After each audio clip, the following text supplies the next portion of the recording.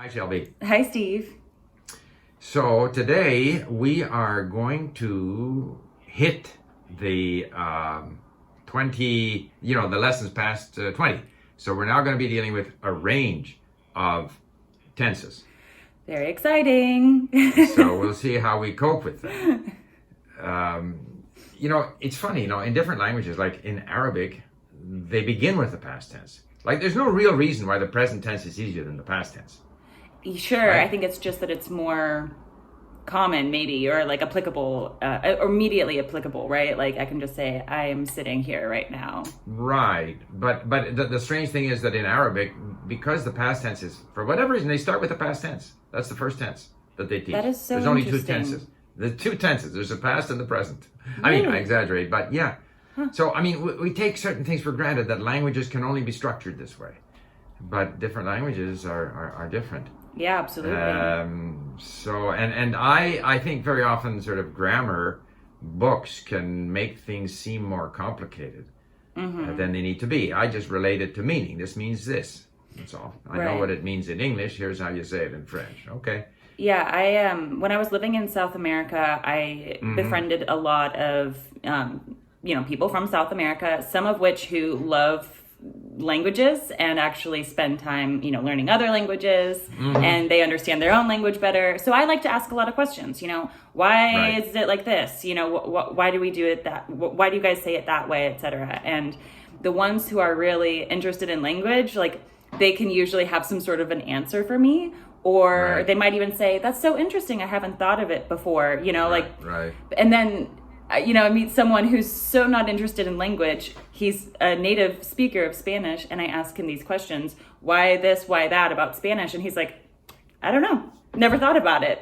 So depending on how interested you are in the language, you might have Right. a deeper understanding and explanation for why things are. But you can also just speak a language and not know why things are the way that they are, but you are still Right. a perfect speaker and understander of that language. So Of course. I mean, you can always Google, if there's a certain term in Spanish or a structure that seems strange, you can Google and get an explanation. But oh, sure, but it's just for conversation. yeah, for conversation. So in English, for example, how many English speakers, native speakers of English, have ever heard the term modal verbs? I don't even think I've heard that term before. Every foreigner learning English knows the term modal verbs. I wouldn't say every, but it's quite common.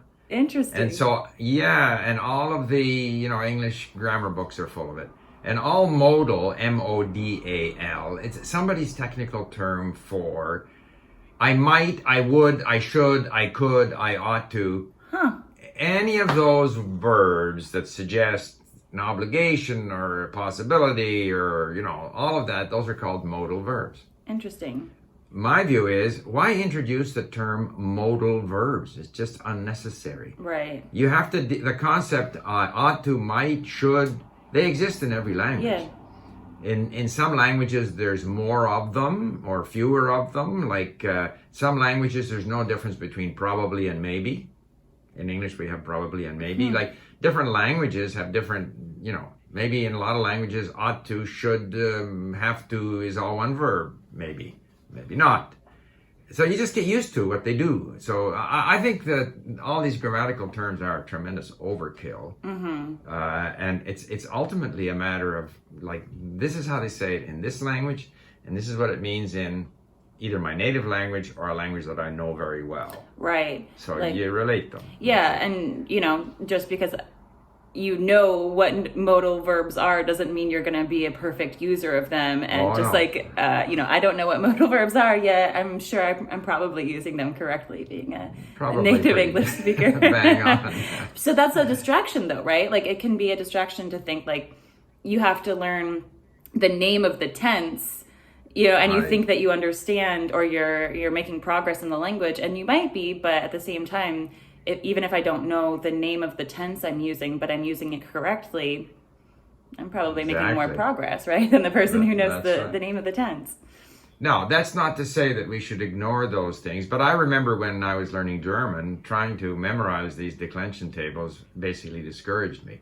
And it was only when I stopped doing that and just started listening and reading and picking up words and using the language that I started to be able to speak the language. So I think there could be, there can be sort of overkill, on those things, and it can be intimidating. I remember, like in Arabic, they tell you something like there's 7 kinds of verbs, and they give you a whole bunch of explanation. I just skip that because there's no way I'm going to learn that.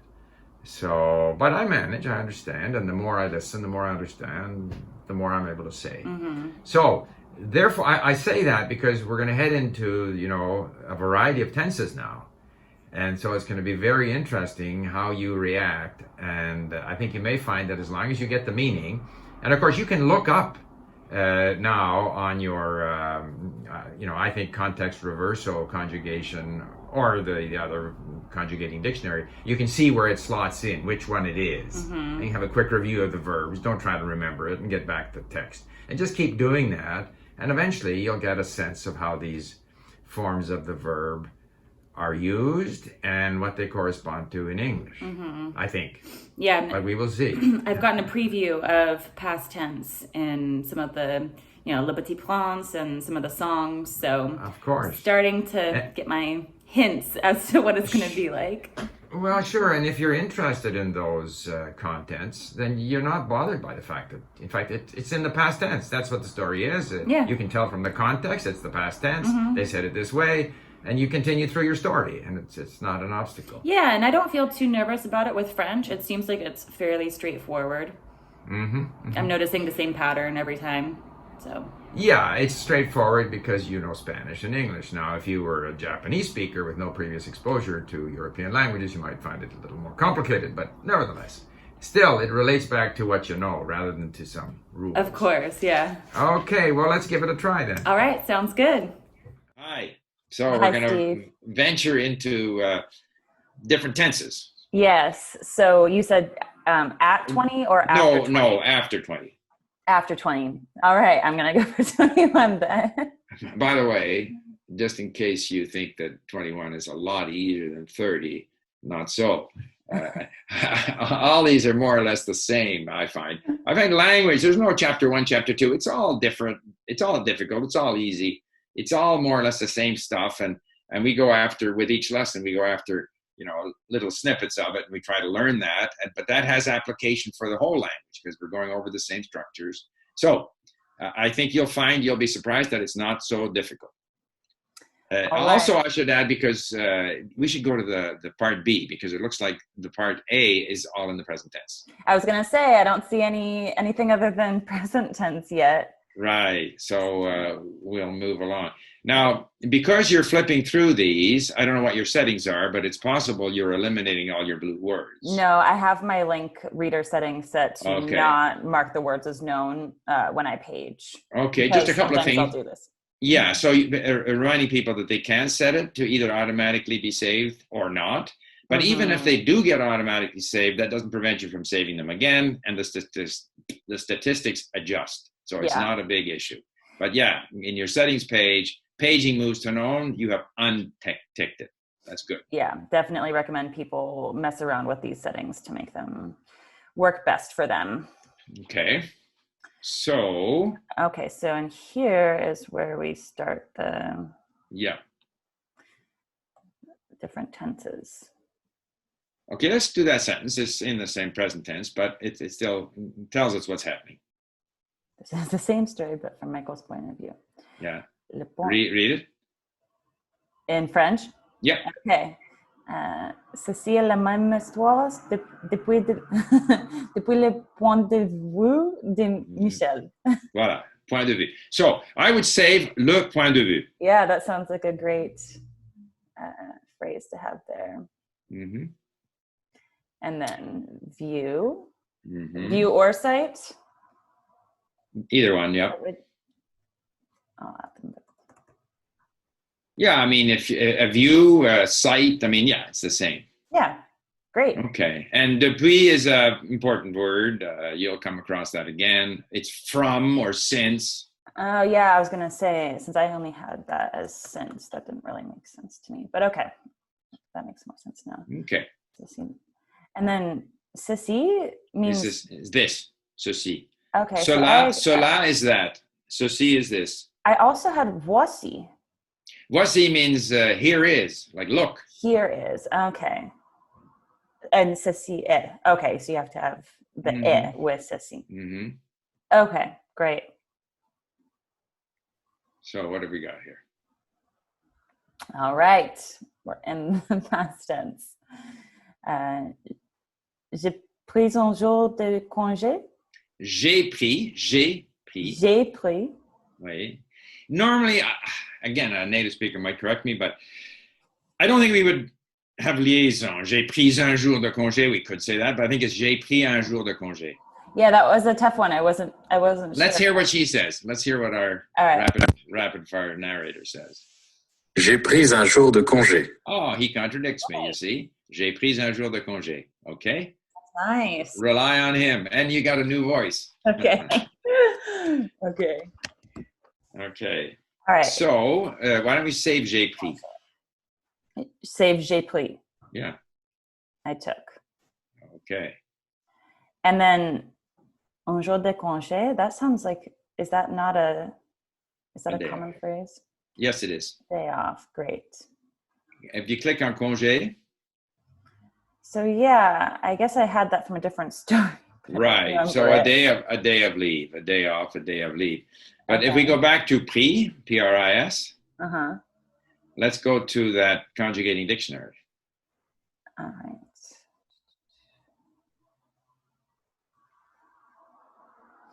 From the verb prendre.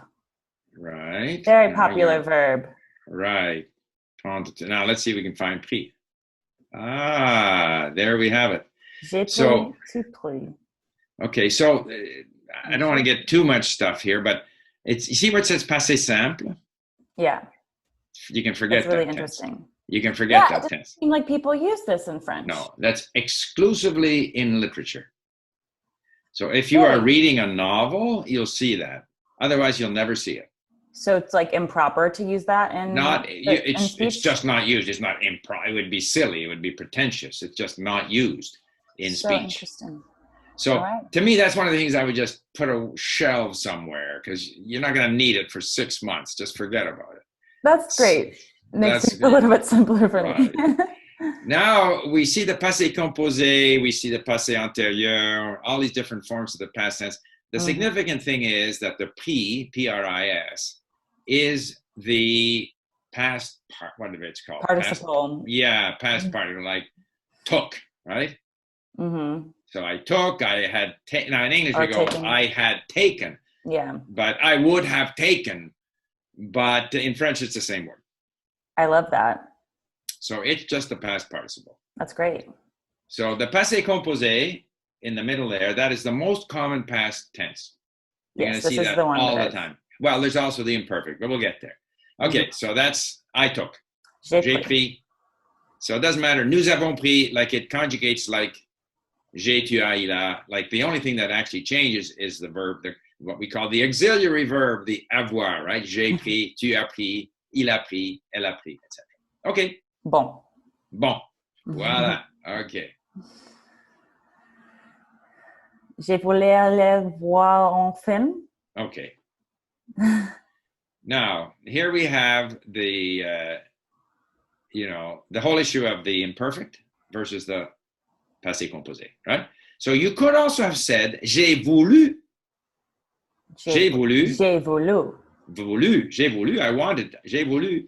But I wanted to go and see a film. They tend to use the imperfect more than we. We would not say, I was wanting to go and see a film. We wouldn't say that. Yeah. I understood this as I would like to. No. Okay. That's, again, there's nothing wrong with guessing. I find that I guess, and most often I guess wrong. That's why I look them up.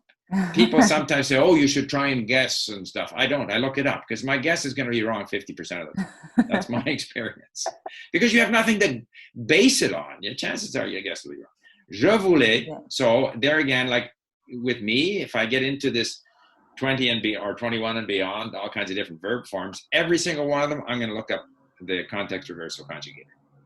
Yeah, and I guess I had marked that word as known unknowingly. That was dangerous. Okay. So you see, it's the imperfect, right? Imparfait. Mm-hmm. Je voulais, tu voulais. Mm-hmm. And note that je voulais, tu voulais are the same.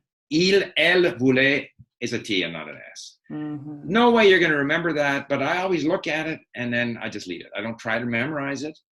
And in time, and you see it in different contexts, and you'll still get it wrong, but there it is. Je voulais.